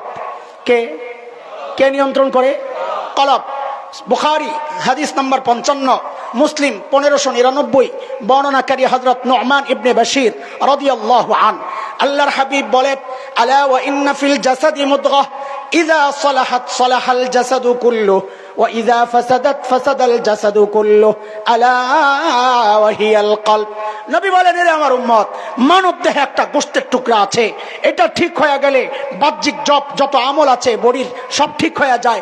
ওইটাই পচন ধরলে বাহিরের সব কিছুর মধ্যে পচন ধরে। এই হাদিস দিয়া এতদিন তো ওয়াজ করছে পিসাবরা, আমি তো আর পিসাব না, আমি হইলাম মুরিদ সাহেব। আমি কি? কথা কয় না। আমি এই হাদিসে অন্য জায়গায় কামে লাগাই। কোন জায়গায়? দেখেন আপনারা, আল্লাহ আমার নবীকে কই পাঠাইছেন? হার্টে পাঠাইছেন। কেন হার্টে পাঠাইছেন? যেহেতু আমার নবী একমাত্র বিশ্ব নবী, সারা দুনিয়া আমার নবীর দায়িত্বের আওতায়। আমার নবীকে যদি আল্লাহ সারা দুনিয়ার দায়িত্ব দিয়া বলেন সারা দুনিয়ায় দিন লয়ে লয়ে আপনি ঘুরেন, আমার নবীর কষ্ট হয়ে যাবে। এই জন্য আল্লাহ হার্টে পাঠাইছেন। হার্টে। নবী আপনি জাজিরাতুল আরব, হার্টের মধ্যে মেহনত করেন, হার্ট যদি ঠিক হয়ে যায় গোটা দুনিয়ার বডি ঠিক হয়ে যাবে। এর চরম বাস্তবতা হচ্ছে আজকের সেই হাট, সেই আরব বিশ্ব জাজিরাতুল আরব, ওদের শাসক এবং জনগণের ইমান আকীদায় পচন ধরেছে। এর ফলাফল হচ্ছে গোটা দুনিয়ার বডির মধ্যে পচন ধরেছে। আমি চ্যালেঞ্জ করছি, এখনো যদি জাজিরাতুল আরব, আরব বিশ্বের শাসক এবং মুসলমান ঠিক হয়ে যায়, গোটা দুনিয়া মুসলমান শাসন করবে। এখনো হার্টে পচন ধরছে তো বডি তো পচন ধরছে। বুঝেন, আমার নবীকে আল্লাহ হার্টে কেন পাঠাইছেন? হার্ট ঠিক তো বডি ঠিক, মনে আছে তো কথা? ধরেন এই বিশাল জনসমুদ্র, এটা একটা পুকুর। আপনি পুকুরের ঠিক মাঝখানে একটা ঢিল ছুঁড়েছেন, ঢেউটা সমান তালে চারদিকে ছড়াবে, তাই না? কিন্তু যদি এক সাইডে মারেন, ঢেউটা একদিকে দ্রুততার সাথে শক্তিশালী ভাবে যায় আশ্রে পড়বে, আরেক দিকে যেতে যেতে দুর্বল হয়ে যাবে, দেরি হয়ে যাবে। আমার নবী যেহেতু একমাত্র বিশ্ব নবী, এই জন্য আল্লাহ সারা দুনিয়ার মাঝখানে পাঠাইছেন। কেন? যেন হেদায়েতের নূর সমান তালে চারদিকে ছড়ায়া যায়। বুঝতেছেন কথা? চলেন আরেকটা উদাহরণ শোনেন। আমাদের একজন বড় মুফাসসির ছিলেন আল্লামা আব্দুল গফফার রহমাতুল্লাহি আলাইহি। নাম শুনছেননি? আহারে সাদাসিধা মানুষ ছিলেন, সোনারগাঁয়ের, ঢাকার মানুষ, সাদাসিধা মানুষ। বয়ান করতেন খুব দারুণ, একটু রসিক ছিলেন। আমাদের মতো তো ভোংবাং ছিল না, কিন্তু বড়দের স্নেহে ধন্য ছিলেন। হযরত হাফিজ জহুর রহমতুল্লাহ আলাইহির স্নেহ পাওয়া শাইখুল হাদিস আল্লামা আজিজুল হক রহমতুল্লাহ আলাইহির সঙ্গী। হযরত এক গল্প শোনাইছেন, এটা দিয়েও আমি আপনাকে বুঝাই আলাই পাইছি গল্প একটা। সেটা হচ্ছে, হযরত বলেন, আমরা ইন্ডিয়াতে গেছি আলেমদের এক কাফেলা, কয়েকজন আলেম। সকালবেলা নাস্তা দিছে বড় প্লেটের মধ্যে টাটকা শুকনা খিচুড়ি, একদম গরম ধোয়া উড়া খিচুড়ি, মাঝখানে একটু ঘি দিয়ে দিছে। ওই ঘি দিয়া গরম খিচুড়ি দিয়া হেভি টেস্ট। এবার মুখলারিস না, বাইর যায় খাইস বেহায়া। এই যে গরমের তাপ লাগছে, ঘি গইলা তেল হয়ে গেছে গা। ঘি গললে কি হয়ে যায়? এটা বুঝার জন্য একটা কথা বুঝেন। মুসলমান সর্বপ্রথম হিজরত করছে, বাড়িঘর ছাইরা কোন দিকে গেছিল? হ্যাঁ, মদিনায় না, হাবশা, আবিসিনিয়া। ওই যে কদিন আগে ব্রিক্সের সদস্য হয়েছে ইথিওপিয়া, সেই ইথিওপিয়াই হচ্ছে নবী যুগের হাবশা। ওই পশ্চিম দিকে যেই মাওলানা বসছে, উনি, এটা হাবশা হচ্ছে মক্কা থেকে ঠিক পশ্চিমে, লোহিত সাগরের পশ্চিম পার। পশ্চিম দিকের মাওলানা বসছেন, যে উনি হঠাৎ করে কি করলেন, ঘিয়ের মধ্যে আঙ্গুলটা ঢুকাইয়া নিজের দিকে একটা টান মারে, কয়, ইসলাম প্রথমে মক্কা থেকে হাবশার দিকে হিজরত করছে, ঘি যে মাঝখানে ঘিরে বানাইছে ইসলাম। এখন যে টান মারছে, ঘি সব ছুটছে হাবশার দিকে। পূর্ব দিকে যে মাওলানা, উনি খাইছে ঘি তো হাবশাওয়ালা খাইয়া লাইব, উনি আর দেরি না করে আঙ্গুলটা দিয়া নিজের দিকে একটা টান মারে আর কয়, এরপর ইসলাম মক্কা থেকে মদিনার দিকে হিজরত করছে। এখন ঘি ছুটছে মদিনার দিকে আর হাবশার দিকে। আব্দুল গাফফার সাহেব কয়, কারবারটা দেখছো, ঘি তো মদিনাওয়ালা আর হাবশাওয়ালা খাইয়া লাইব, আমি আর দেরি করলাম না, হাতা লম্বা মানুষ তো, দেখো হাতাডিরে বইটা ঘিডারে পুরা খিচুড়িতে মাখলাম আর বললাম, এরপর ইসলাম গোটা দুনিয়ায় ছড়াই গেছে। এরে দোস্ত, আল্লাহ ইসলামকে দুনিয়ার মাঝখানে জাজিরাতুল আরবে, জিওগ্রাফি খাটে, বিশ্ব মানচিত্রের কলবে পাঠানোর কারণে আমি আপনি সময় মতো ইসলাম পাইছি। এই জন্য বলি, বাংলাদেশে ইসলাম কিন্তু কচুরি পানার মতো ভাইসা আসে নাই, সাহাবীদের হাত ধরে আসছে। এই দেশ থেকে ইসলাম নিশ্চিহ্ন করার আগে কয়েক হাজার বার একটু চিন্তা করে লইও, নিজে কিন্তু নিশ্চিহ্ন হয়ে যাবা। শেষ হয় না এই কথা। এবার বলেন, আমার নবীর আল্লাহ কই পাঠাইছেন? হার্টে। মাশাআল্লাহ। এই কথাগুলো কেন বলছি শুনেন, ভয়ঙ্কর কিছু ফিতনার কথা শোনাই। আজকে ইসরায়েল লয়া আপনারা আতঙ্কিত, ফিলিস্তিন লয়া। আমি বলেছি ওটার চেয়ে আমার বেশি আতঙ্ক আমাকে নিয়া। কারণ ফিলিস্তিন টুকরা কইরা, দখল কইরা ইসরায়েল রাষ্ট্র যখন প্রতিষ্ঠা হয়, চারো পাশে লেবানন, সিরিয়া, জর্ডান, মিশর, চারো পাশে না, তিন পাশে, এক পাশে তো লোহিত ভূমধ্য সাগর, তিন পাশে মুসলিম রাষ্ট্র ছিল। কে ছিল? 100 বছর আগে ইহুদিদের পার্সেন্ট ছিল 3 থেকে 4% ফিলিস্তিনে। আমার দেশ অন্য ধর্মের পার্সেন্ট 3% না, আরো অনেক বেশি। আমাদের চারপাশে কোনো মুসলিম কান্ট্রি নাই, সবই আমাদের শত্রু। কাজে আমাদের কপালে এর চেয়ে ভয়ঙ্কর পরিস্থিতি আসতে পারে, তার কিছু আজ আমরা করতে পারছি। আমাদের কথাগুলো অনেকে গুরুত্ব দেয় না। যুবক তোমরা দিও, বাংলাদেশের আকাশে শকুনের আনাগোনা পরিলক্ষিত হচ্ছে। কেন বলছি? বাংলাদেশের উত্তরবঙ্গ পার্বত্য অঞ্চল, আমরা মাঠে ময়দানের মানুষ, দায়িত্ব নিয়ে বলছি, এটাকে কোনো ফালতু কথা, ভাষা কথা মনে করেন না। একজন দুইজন নয়, হাজার জন নয়, লক্ষ লক্ষ মুসলমানকে খ্রিস্টান মিশনারিরা খ্রিস্টান বানায় ফেলতেছে। আমরা গত কয়েক বছর আগে দিনাজপুর গেছি এক জায়গায় দাওয়াতি কাফেলা নিয়া। সেই জায়গায় যখন দাওয়াত চলছে, আমার মুরতাদ ভাইকে দাওয়াত দিয়ে মুসলমান বানাবো এই উদ্দেশ্যে মিশনারিদের পক্ষ থেকে পুলিশের কাছে রিপোর্ট গেছে, ঢাকা থেকে কিছু মৌলবী আসছে, ওদের মতিগতি ভালো না, মারামারি লাগবে, রক্তারক্তি হবে। পুলিশ আমাদেরকে ডাকায় বললো, আপনারা কেন মারামারি করতে চান, গ্যাঞ্জাম করেন কেন? তা আমি তো তখন এত মোটা আসছিলাম না, চিকনা চাকনা আসছিলাম। তা বললাম যে ভাই, আমারে দেখে কি মনে হয় আমি মারামারি প্লেয়ার? তো কি জন্য আসছেন? আমার মুরতাদ ভাইরে দাওয়াত দিয়া মুসলমান বানাইতে আসছি। বুঝেন, সিরাতুন নবী মাহফিল দিছেন, মি আগে নবী চিনেন, নবীর কাজ কি সেটা চিনেন, আমাদের দায়িত্ব কি সেটা বুঝেন। নবী না চেনার কারণে আজকে ফেতনাগুলো দাঁড়ায় একটা একটা করে আমরা কথা বলি না, কারণ আমার পিছনে দুর্বলতা, আমি নবী চিনি নাই, এই জন্য আগে নবী চিনাইছি। খেয়াল করেন, আমার নবী যেন কি ছিলেন? একমাত্র বিশ্ব নবী। বলে না? বলেন বলেন, এই কথাটা মনে রাখা লাগবে। বলেন। পুলিশ আমাদেরকে একটা কথা জিজ্ঞেস করছে, পুলিশের প্রশ্ন, এই প্রশ্ন আমি আপনাদের সামনে পেশ করলে আমার বিশ্বাস, আমার ধারণা ভুল হোক, কিন্তু জগৎ তো চিনি, সেই জায়গা থেকে বলছি, আপনাদেরও অনেকের মনে মনে চিন্তা আসবে, পুলিশের কথা তো ঠিকই আছে। পুলিশ বলে, আচ্ছা হুজুর, কন্ত পুলিশ দিনদার ছিল, না বুঝার কারণে, নবী না জানার কারণে এই প্রশ্ন। আচ্ছা হুজুর বলেন তো, আমরা মুসলমান, ইসলামের দাওয়াত চলে গোটা দুনিয়ায়, আমেরিকা, ইউরোপ, আফ্রিকা, অস্ট্রেলিয়া, সব। আমরা যদি সারা দুনিয়া ইসলামের দাওয়াত দিতে পারি, কেউ বাধা না দেয়, বাংলাদেশে খ্রিস্টানরা ওদের ধর্মের প্রচার করলে আমরা কেন বাধা দিই? যার যার ধর্মের প্রচার সে করবে। কথাটা কত সুন্দর না? কথা তো সুন্দর। যার যার ধর্মের প্রচার সে করবে। আপনাদের ভিতরে ভিতরে অনেকের খুসখুস করতেছে, কথা তো ঠিক। সাপের মাথা দেখছেন? দেখেন নাই? ডরে তাকান না ভালো করে, না ডরময় আইতুল কুরসি পরে একটু ভালো করে তাকায় দেখেন, কি সুন্দর, অনেক সুন্দর ডিজাইন কিন্তু সাপের মাথায়। কিন্তু দোস্ত, সব সুন্দর কিন্তু সুন্দর না, কিছু সুন্দরের ভিতরে বিষও থাকে। কথা বলেন না? এই জন্যই তো আপনি ডরে তাকান না। পুলিশের এই কথাটাও সুন্দর, কিন্তু এই সুন্দর বিষে ভরা। কেন? এটা বুঝেন। এটা বুঝানোর জন্য এতক্ষণ কথা বলেছি। কেন বাংলাদেশে অন্য কোন ধর্মের প্রচার চলবে না? কেন ইসলামের প্রচার সারা দুনিয়ায় চলবে? বুঝেন এটা। দোস্ত, আমার নবী জানি কি ছিলেন? আবারও খালি কয় বিশ্ব নবী। কি ছিলেন? একমাত্র বিশ্ব নবী। আরেকবার ভুল করলে কিন্তু মুরগি বানায় দেব। আমার নবী কি ছিলেন? একমাত্র বিশ্ব নবী কাকে বলে শুনেন। একমাত্র বিশ্ব নবী হচ্ছে আমার তিনটা অর্থ। যুবক খেয়াল কর, মাদ্রাসার ছাত্ররা, আমার কলিজার টুকরা ভাই, গোড়া থেকে বুঝ, ভিতর থেকে বুঝ। ভাষা বুঝিস না, নিজেও বুঝিস না, মানুষেরও বুঝাইস না, গোড়া থেকে বুঝ। একমাত্র বিশ্ব নবী মানে কি? কয় অর্থ? বলেন কয় অর্থ? তিন অর্থ। কি তিন অর্থ? আমার নবী এক নম্বর অর্থ, আমার নবী দুনিয়ায় আসার আগ পর্যন্ত আল্লাহ যত নবী দুনিয়ায় পাঠিয়েছেন, সমস্ত নবীর জন্য টাইম ছিল নির্ধারিত। একটা নির্দিষ্ট টাইম পর্যন্ত তার নবুয়ত, টাইম শেষ, নবুয়ত শেষ। আমার নবী একমাত্র বিশ্ব নবী যাকে আল্লাহ নির্দিষ্ট কোন টাইম দিয়া নবুয়ত দিয়া পাঠান নাই। তিনি খাতামুন নবিয়্যিন, তিনি কিয়ামত পর্যন্ত নবী। মাঝখানে আর কোন নবী আসবে না। বলবেন না, আপনাদের কথা ঠিক আছে, উদ্দেশ্য ঠিক আছে, কিন্তু শয়তানরা সুযোগ নেয়, কয় দেখছো তোমাকে কথা ঠিক নাই। কারণ হযরত ঈসা আলাইহিস সালাম তো আসবেন, তো ঈসা আলাইহিস সালাম তো নবী ছিলেন না? তো আমি যে বললাম আর কোন নবী আসবেন না, তো ওদের কোনো প্রশ্ন যেন না রাখতে পারে, ফাঁক ফুক বন্ধ করে কথা কইবেন। তো বলবেন আর কোন নবী হবেন না। বলেন আর কোন নবী, বলেন আর কোন নবী আসবেন, কিন্তু হবেন না। আমার নবীর ধর্মই তিনি প্রচার করবেন। এক নম্বর, একমাত্র বিশ্ব নবীর অর্থ, আমার নবীর কোন টাইম দিয়ে আল্লাহ পাঠান নাই। সব নবীরে কি দিয়া পাঠাইছেন? টাইম দিয়া পাঠাইছেন। দুই নম্বর, কিসের অর্থ বলতেছি? একমাত্র বিশ্ব নবীর অর্থ।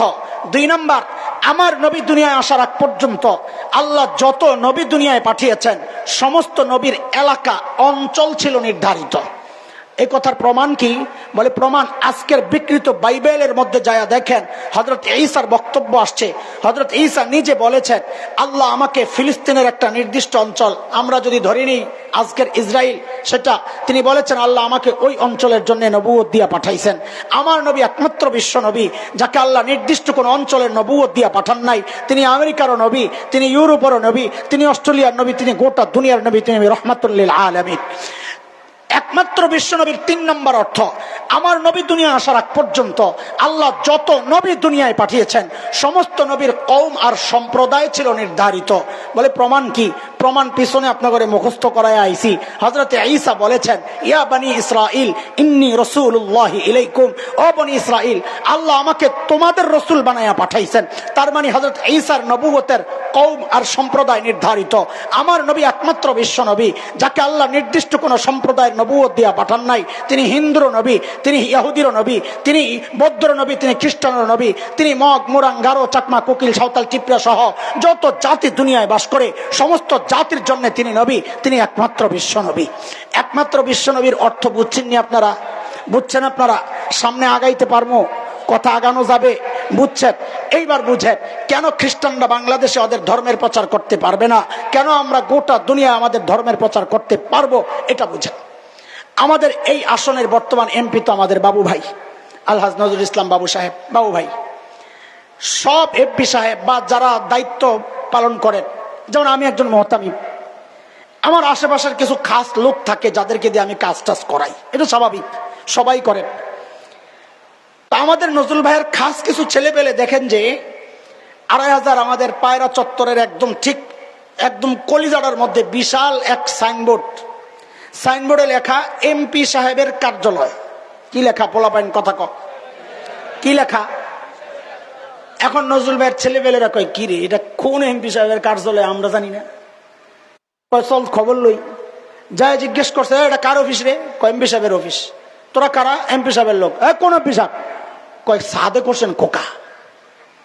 কথাটা কন না আপনারা, কোন এমপি সাহেব? আরে কথা বলেন না। সাদেক হোসেন খোকা, বলেন জোরে কর। সাদেক হোসেন খোকা চিনেননি আপনারা? ঢাকা ৭ আসন সূত্রাপুর কোতোয়ালির এমপি ছিলেন ২০ বছর আগে, মাঝখানে মেয়র হয়েছিলেন, ঢাকা পুরা ঢাকার মেয়র ছিলেন। তো সেই সাদেক হোসেন খোকা আসন হইল যায় ঢাকা ৭ সূত্রাপুর কোতোয়ালি, মারা গেছেন ২০ বছর আগে। আচ্ছা বলেন তো, এই কথা শুই নাই আমাদের নজরুল ভাইয়ের ছেলেপেলেরা এই খোকার ছেলেপেলে করে লাগাইছে ২০টা পিঠা, গইনা গইনা কড়া পিঠা দিছে। কথা কন, গইনা গইনা কড়া পিঠা দিছে ২০টা। আপনাদের কাছে বিচার আইছে, আমগো কাছে বিচার আইছে, আমগো মোল্লা ভাইয়ের কাছে বিচার আইছে, কাম করে পিটাইছে। তো ডাকাইছে, এদিকে কেন পিটাইছস? কয় ২ অপরাধে। খেয়াল কর, মনোযোগ হারানো যাবে না। কয় অপরাধে পিটা দিছে? কি ২ অপরাধ করছে? কয় ১ নম্বর অপরাধ হইল যেই সাদেক হোসেন খোকা এমপির অফিস খুলছে ওই এমপির টার্ম শেষ হয়েছে ২০ বছর আগে। কয় বছর আগে? ১ অপরাধে পিটা লাগাইছে। ২ নম্বর অপরাধ কি? কয় যেই সাদেক হোসেন খোকার এমপির অফিস খুলছে ওই সাদেক হোসেন খোকার আসন এই ২৫০০ না, ওই সাদেক হোসেন খোকার আসন হইল ঢাকা ৭ সূত্রাপুর কোতোয়ালি। অফিস খুলবি ওখানে খোল, এখানে আইসস কেন? এই ২ অপরাধের কারণে পিটা লাগাইছি। কয়টা? কয়টা? আরে গন্যা গন্যা কস না, ২০টা। এখন আপনি কর, এই অফিস খোলার পাগলামি ঠিক আছে না ২০টা পিটা লাগাই দেওয়া ঠিক আছে? জোরে কন, জোরে কন। এইটা খুব ভালো বুঝেন আপনারা, কিন্তু দিনের ব্যাপার আসলে একটু উদার হয়ে যান। যার যার ধর্মের প্রচার সে করবে। হুজুর আপনারা এত কঠোর হন কেন, তাই না দোস্ত? এবার বুঝেন কেন খ্রিস্টানরা বাংলাদেশে ওদের ধর্মের প্রচার করতে পারবে না। ওদের অপরাধ একটা না, ওদের অপরাধ ২টা না, ওরা ৩টা অপরাধ করছে। ১ নম্বর অপরাধ, যেই নবী ঈসার ধর্মের প্রচার ওরা করছে ওই নবী ঈসার নবুয়তের টার্ম শেষ হয়ে গেছে ১৫০০ বছর আগে। ২০ বছর আগে এমপির টার্ম শেষ হওয়ার কারণে এমপির লোকদেরকে যদি ২০টা পিটা দেওয়া আপনি বলেন ঠিক আছে, তাহলে আমরাও বলবো ১৫০০ বছর আগে টার্ম শেষ হওয়া নবুয়তের নবীর ধর্মের প্রচার যদি করে ওদেরকে কমপক্ষে ১৫০০ পিটা দেওয়া দরকার। কথা ঠিক কিনা? চিল্লা এখন কথা ঠিক কিনা? ১ নম্বর অপরাধ। ২ নম্বর অপরাধ, যেই নবী ঈসার ধর্মের প্রচার ওরা করছে সেই নবী ঈসা নিজে বলেছেন তাকে আল্লাহ ফিলিস্তিনের অঞ্চলের নবুয়ত দিয়া পাঠাইছেন। ধর্মের খ্রিস্টান ধর্মের প্রচার যদি করতে হয় যায়া ইহুদিদের কাছে যায়া কর, বাংলাদেশে আসছস কেন? এটা তো হযরত ঈসার আসন না, ওনার আসনে যায়া অফিস খোল, বাংলাদেশে আসছে, এটা আরেকটা অপরাধ। কথা কন ঠিক কিনা? ৩ নম্বর অপরাধ, যেই নবী ঈসার ধর্মের প্রচার ওরা করছে সেই নবী ঈসাকে তো আল্লাহ মুসলমানদের নবুয়ত দিয়া পাঠান নাই। তিনি নিজে বলেছেন, ইয়া বনি ইসরাইল ইন্নী রাসূলুল্লাহি ইলাইকুম, ও বনি ইসরাইল। বনি ইসরাইল মানে ইহুদিরা। ও ইহুদিরা, আল্লাহ আমাকে তোমাদের নবুয়ত দিয়া পাঠাইছেন। কাজে খ্রিস্টান ধর্মের প্রচার যদি করতে হয় তো ইসরায়েলে যাইয়া ইহুদিদের কাছে করো, বাংলাদেশে আসো কোন মরা মরতে? দোস্ত কথা কন ঠিক কিনা? আমরা মুসলমানরা সারা দুনিয়া ইসলামের প্রচার কেন করতে পারি, কেন পারবো না? কারণ আমার নবী একমাত্র বিশ্ব নবী, তাকে আল্লাহ নির্দিষ্ট কোন টাইমের নবুয়ত দিয়া পাঠান নাই। তিনি কিয়ামত পর্যন্ত নবী, ইসলামের দাওয়াত কিয়ামত পর্যন্ত চলবে। আমার নবী একমাত্র বিশ্ব নবী, তিনি হিন্দু, বৌদ্ধ, খ্রিস্টান, মগ, মোরাং, গারো, চাকমা, কুকিল, সাঁওতাল, টিপরা সহ সব জাতির নবী। ইসলামের দাওয়াত সব জাতির কাছে চলবে। আমার নবী একমাত্র বিশ্ব নবী, তিনি আমেরিকা, ইউরোপ, অস্ট্রেলিয়া, আফ্রিকা সারা দুনিয়ার নবী। ইসলামের দাওয়াত সারা দুনিয়ায় চলবে। অন্য কোন ধর্মের দাওয়াত বাংলাদেশে কেন, গোটা দুনিয়ার কোথাও চলতে পারে না, কোথাও চলতে পারে না। এই কথাগুলো এত কষ্ট করে কেন আপনাদেরকে শোনাচ্ছি দোস্ত? আগে আসছিল ইস্ট ইন্ডিয়া কোম্পানির আড়ালে ছদ্মবেশে আইসা দেশ দখল করছে। এখন ধর্ম প্রচারের নামে তারা এই দেশকে পূর্ব তিমুর বানাতে চায়, তারা এই দেশকে দক্ষিণ সুদান বানাতে চায়। ওরা ওদের পূর্বপুরুষদের ইতিহাস না জানলেও আমরা ওই লালকুত্তাদের ইতিহাস জানি। আমাদের ওলামায়ে দেওবন্দের ইতিহাস ওদের জানলে, জানা থাকলে ওদের জন্যই ভালো হবে। ওলামায়ে দেওবন্দের ইতিহাস হচ্ছে, যখন ওলামায়ে দেওবন্দের রক্ত এই উপমহাদেশের জমিন স্পর্শ করেছিল, ব্রিটিশ লালকুত্তারা পালাতে বাধ্য হয়েছিল। ওলামায়ে দেওবন্দের রক্ত যখন এই উপমহাদেশের জমিন স্পর্শ করেছিল, রাশিয়ান শ্বেত ভল্লুকেরা পালাতে বাধ্য হয়েছিল। আবারও যদি আমাদের রক্ত এই জমিন স্পর্শ করে, কসম আল্লাহর, অকসম আল্লাহর, তাদের পূর্বপুরুষরা তো পালাতে পেরেছিল। নতুন প্রজন্মের এই স্বাধীনতার, এই যারা স্বাধীনতা এনে দিয়েছে, তাদের সন্তানদের পয়গাম, শাইখুল হিন্দের রুহানি সন্তানদের পয়গাম, কসম আল্লাহ, একটাকেও জীবিত পালাতে দেওয়া হবে না, পালাতে দেওয়া হবে না ইনশাআল্লাহ। তাকবীর, নারে তাকবীর। ইসলামের শত্রুরা সাবিলুনা, সাবিলুনা। মুহতারাম হাজরিন, আমার শেষ কথা, নতুন জামাই আসছে বিয়ে করতে। আসার সময় কাশপুরে জ্যামে আটকাইছে। ভালো করে শোনেন, যেই কারণে আজকের এই মজমা, ওইটাও একটু কিছু পাওয়া লাগে শেষমেশ। নতুন জামাই আসতেছে বিয়ার জন্য, ২৫০০ বিয়ে করব। চিন্তা করছে যদি কোনো ফ্যাক্টরি মালিক হয় তো ভবিষ্যতে কিছু পাওয়া যাবে, বিয়াটা ঠিক করছে ২৫০০। আস্তে আস্তে দেরি হয়ে গেছে, আসরের রক্ত হয়ে গেছে। এখন মাইয়ার বাপ ঘটকরে কয়, কাজীরে কয়, ভাই সাহেব, মাইয়া তো আমারই, জামাইও আমার, ভবিষ্যতে খোড়া দিব, ঠান্ডা বাসি খানা খাওয়াইছি, বিয়ার কামটা পরে হইব, আগে খাওয়া দাওয়া কাম সারে। হয়নি এমন কথা কয় না, আরে খাওয়ার প্রোগ্রাম আগে করেন, বিয়ে পরে হবে, এমন হয়নি তো। খাওয়া বসায় দিস, জামাইয়ের সামনে বিশাল ডিশ, সব সেরা সেরা জিনিস দিয়া জামাইয়ের ডিশ সাজাইছে। ভালো করে খেয়াল করেন, ফালতু কিচ্ছা কইতেছি না, সব সেরা সেরা জিনিস দিয়া সাজাইয়া দিছে। আস্তা মুরগি, আস্তা খাসি, আস্তা মুরগি, মুরগির ভিতরে ডিম, ডিমের ভিতরে মুরগি। আমি তো শুই না যে নতুন রেসিপি আসছে, কি মুরগির ভিতরে ডিম, ডিমের ভিতরে। আমি কই সর্বনাশ, এটা কেমনে? তো ঘরওয়ালি কয়, বুঝেন না? না, কয় মুরগির ভিতরে একটা ডিম দিছে। আমি তো ডিমের ভিতরে মুরগি কেমনে দিল? কয় কুসুমটা খুললে এখানে মুরগির একটু গোস্ত দিয়ে দিছে। নতুন রেসিপি বানাইছে, কি মুরগির ভিতরে ডিম, ডিমের ভিতরে মুরগি, সব সেরা সেরা জিনিস দিয়া সাজাইয়া পাঠাইছে। আগেরকার দিনের জামাইরা, আমাদের এই বড় ভাইদের যুগ যখন ছিল, আমরাও কিছু পাইছি। জামাই দেখলে চিনা যাইতো, ও 10টার মধ্যে ওইটা জামাই, কেমনে ওই রুমাল ধরে এমনি শর্মে হয়ে দিস। আর এখনকার সব বেহায়ার গোষ্ঠী, এগো রুমাল টুমাল লাগে না, এরা খালি এমন এমন করে, মনে হয় যেন বোনাস তালাশ করে। ছাগল খাই, বোনাস তালাশ করে। তো ওই যে জামাই, হের সামনে সেরা সেরা খাবার, এই জায়গায় হের মনোযোগ নাই। হের মনোযোগ কোন জায়গায়? প্যান্ডেলের বাইরে একটা খাড়ি দিয়া রাখছে ময়লা ফালানোর জন্য, টুকরি দেয় না, ওই যে বাচ্চারা পোলাও খাইছে, নাকের শ্লেষ্টা মেলেষ্টা লাগা আঠালো, ওডিরে নিয়ে ফালাইছে। মুরগির রান টাইন না খাইয়া হাড্ডি নিয়ে ফালাইছে, লেবু চিপ্পা রসটা ফালাইয়া ছিলকা নিয়ে ফালাইছে। আল্লাহর বান্দা স্মার্ট জামাই, কি জামাই? স্মার্ট জামাই, ওই সারা খাবারের দিকে আর মনোযোগ নাই। হ্যাঁ, তাকায় রয়েছে ওই টুকরির দিকে। কিছুক্ষণ লাভ দিয়া, পরে লাভ দিয়া উঠা স্মার্ট জামাই ওই ময়লা আবর্জনার টুকরির সামনে যায়, আসন গাইরা বসছে। বই ওখান থেকে হাড্ডি একটা লইছে, লইয়া পোলাও একটু মোহ দেয়, লেবুর ছিলকারে একটা চাবানি দেয়, হাড্ডিটারে একটা কামড় দেয়, গোস্ত তো নাই, হুদাই কামড়ায়। শাশুড়ির জামাইয়ের জন্য একটা স্পেশাল পায়েস বানাইছিল। শ্বশুর কয়টা আমি নিজ হাতে জামাইরে খাওয়াবো।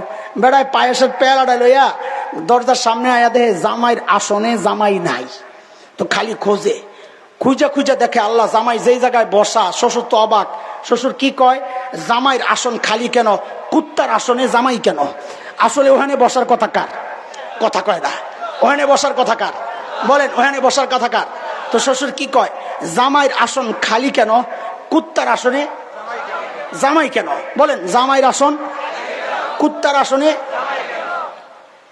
ঘটকরে ডাক দিছে, মিয়া বে এদিকে আয়েন। কি সমস্যা? আপনি না কইলেন স্মার্ট জামাই, ভেরি স্মার্ট। এতে তোর ভেরি সুডাই আমি ভিতরে নিয়ে বাঁধছে লাগাইছে পিঠা। আচ্ছা আপনি কন, আপনার বোন হইলে এই বেটার কাছে বিয়ে দিতেন? মেয়ে হইলে দিতেন কেন? এই জামাই সুস্থ না পাগল? জোরে কর, এত আস্তে করে লইব না। সেরা সেরা খাবার বাদ দিয়া যে গেছে ময়লা খাইতে, সুস্থ না পাগল? আরো জোরে। তাইলে বোঝা গেল এই সমাজেও পাগলের অভাব নাই। কেন কেন? আল্লাহ তাআলা আমাকে তোমাকে আমার নবীকে সব সেরা সেরা জিনিস দিয়া সাজাইয়া আমার সামনে পেশ করলেন। এই সেরা সেরা সুন্নাহ, সেরা সেরা আখলাক, সেরা সেরা চরিত্র দিয়ে আমার নবীকে পাঠাইলেন তোমার কাছে। এই সেরা জিনিস তোমার ভাল লাগে না? তুমি পইরা রইছো কই?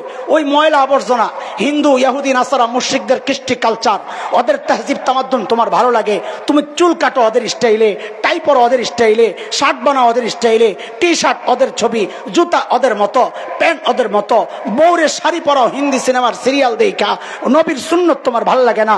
সেরা সেরা আখলাক আর চরিত্র তোমার ভাল লাগে না? ওই পচা গান্দা 1500 বছর আগে ডেট এক্সপায়ার হওয়া ওই খ্রিস্টান ধর্মের কৃষ্টি কালচার তোমার ভাল লাগে?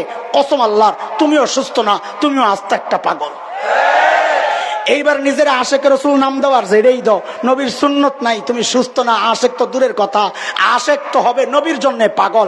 তুমি তো ইহুদি নাসারার কৃষ্টি কালচারের পাগল। যে নবীর সুন্নত ধারণ করতে পারে না সে আশেকের রসুল হইতে পারে না। যে নবীর ওয়ারিসদেরকে গালি দেয় ও নবীর আশেক হইতে পারে না। যে নবীর ওয়ারিসদের ওলামায়ে কেরামের বিরুদ্ধে বিশুদ্ধাচার করে, সম্মেলন করে, হ্যাঁ মাহফিল করে, ঈদ মিলাদুন নবীর নামে সম্মেলন করে, প্রোগ্রাম করে, নবীর ওয়ারাসাদেরকে গালি দেয়, আম্বিয়াদের ওয়ারাসাদেরকে গালি দেয়, কসম আল্লাহ সে নবীকে ভালোবাসে না, সে আশেকে শয়তান, আশেকে শয়তান, আশেকে শয়তান।